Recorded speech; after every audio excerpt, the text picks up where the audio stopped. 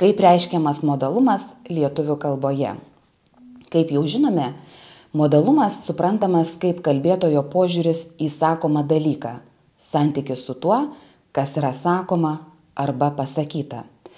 Lietuvių kalboje modalumas reiškiamas veiksmažodžiais, pavyzdžiui, galėti, turėti, privalėti, reikėti ir panašiai.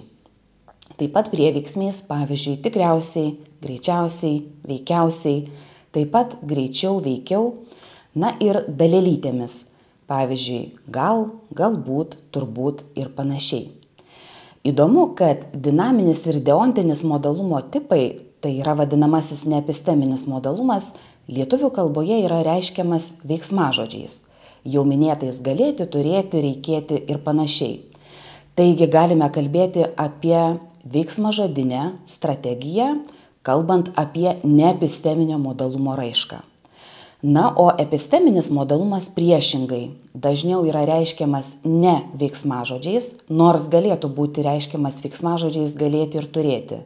Bet tipiškesnė yra vadinamoji prieveiksminė strategija, kai neepisteminis modalumas yra reiškiamas prieveiksmiais arba, kaip jau minėjau, dalelytėmis.